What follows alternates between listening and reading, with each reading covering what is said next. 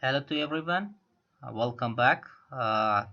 It is lecture 4, and today we are going to study more about the storage devices. That how many storage devices do we have? So let's start.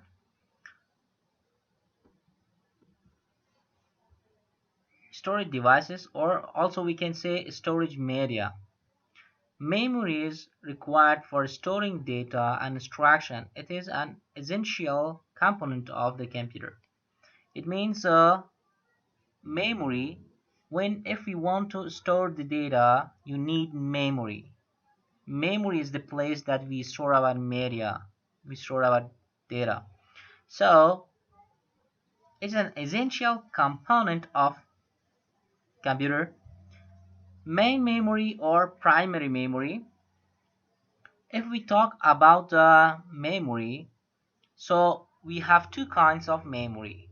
One is about the main memory and second is about the secondary memory or auxiliary memory. Main memory is mainly based on the integrated circuits or can be directly accessed by CPU. Be very careful when we say main memory. Main memory is very close to the CPU, integrated with CPU. It means some memories are, for example, like registers are located in the CPU itself. It means it's completely close to the CPU. Because of this, we said that they are main memory. Also, they are very fast than the secondary memory or auxiliary memories. They're exactly very fast. But the amount of data that the main memory reserves or store is very less. For example, instructions. When we give instructions to the computer, so it's the work of main memories that they stored in the RAM and then the CPU process it. In CPU there are many registers that these registers perform operation on instructions. So it's very close to the CPU or main memory.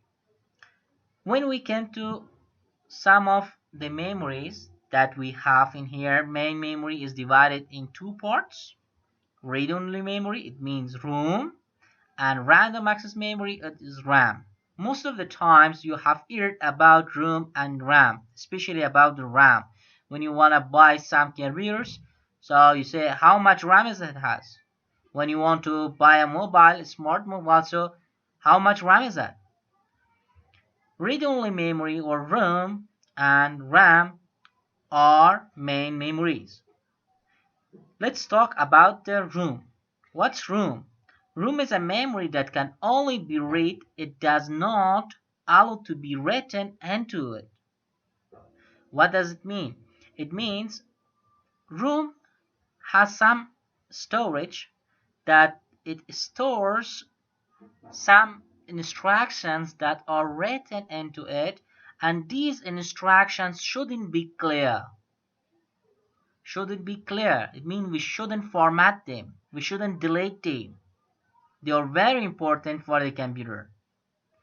It's called room, read-only memory. It means you should just read it. Don't write it. Don't delete it. Or don't change it. I have an example for you. For example, if you don't install the Windows, as you have studied about the operating system, what's operating system? It performs every action. So when you don't have an installation of operating system in your computer, in here room has instructions that installs every operating system which we want to install in our computer. For example, when you put the CD or DVD of operating system on installation, it is the work of room to Load to load the operating system on RAM, and after checking that it runs the execution of installation of operating system. So it's the work of room. It shouldn't be clear. So also we have many types of room, like P room and EP room. P room, it's about the programmable room. Programmable room or P room is a type of room that can be programmed to record information. It means also there are some applications that like Microsoft or some engineers of the computers architectures use such a system softwares. It means you can't easily earn these softwares or applications because it's a type of room that can be programmed to record information. Once it has been recorded, the information, it cannot be changed and the information becomes permanent. It's programmable room. Most of the times uh, Microsoft Office produces the devices and they program the devices. They put information into these room. It will read only memories that no one can delete it. But I know that there are some people that do. I mean, they program it. They have some kind of softwares. So erasable programmable room has the name is clear. Erasable is another type of room that can be erased and reprogrammed to record information. These are the sample of rooms. It means maybe you want to see these are rooms or P rooms and also E rooms. All of this, we can say the pictures are the same, but the internal architecture is different. That you can just read it, or maybe you program it and maybe you erase it and reprogram it. I know that there are some people have these softwares when you want to buy the computer because the person who wants to buy the computer wants to check the information or the settings, the abilities of a computer. So they go to the settings on both the starting of the computer. They can check the RAM, storage, processor, everything. These are the person that they change these settings. Not everyone can do it. There are some person that they can change it. So another classification of memory is about the RAM. I mean random access memory. Its name is written random access memory. It's not just read it. It's random. RAM is also known as read-write memory because it allows you to perform both reading and writing operations. Do you see? Because it allows you to perform both read and write operations. It is a temporary in nature. It means you can't or you couldn't store the data permanently in RAM. It's impossible to write information in this, in the sense that when power is switched off, the content of RAM get erased. For example, maybe sometimes your computer jumped, so you put stress on your power to turn off your computer because it doesn't work. It means every information that is written in here, every instructions that are in a schedule and programmable, so they should be clear. We put stress on it. Look at this example. For example, right now I load this application, this PowerPoint, and in my RAM, it means I opened this browser. Same time I have opened, I mean recording. I put your lessons in recording. It's in RAM. and also your slides that it's in RAM. As you know, it's a random access memory. It means read and write it. When we open something, it means we put on writing it, and when we open and see and we can say collect it to show the data, we read the data from the memory and process it. These operations are done in RAM. Let's talk about the secondary memory, but before it's I want to mention something is if I turn off the computer, if suddenly the power off, so everything will off. I mean my recording also, the slides, everything will be lost. But for storing the data for permanent, we need secondary memory device. Secondary memory device. One of the important characteristics of the computers is to store a large amount of data. It means, as I've told you, that in uh, main memory we can't store large amount of data, just very small amount of data, but the place that we store the large amount of data is about the secondary storage. For example, there is the floppy disk is one of the earliest secondary storage medium. Maybe some of you saw these floppy disk we use in old computers. Nowadays, none of the computers has ability like this floppy reader. We put the floppy, read it the data. There is nothing floppies in here. It uses magnetic media to store data. It has a magnetic. You can see there is the head. It has a magnetic that store the data and read the data. These are some other examples. For example, you can see the magnetics. It's the cord. You put the cord. There are signals that store. And here is another floppy disk. It's very modern. Nowadays, it means we don't use such a floppy disk, but in militaries they use floppy disk, but the modern form like this. It means they use the floppy disk in modern form, not these floppy disk. It means they have less storage device, less storage ability, so they use very modern floppy disk that they can store large amount of data. I mean we can see them in daily lives. Most of you are familiar with the art disk.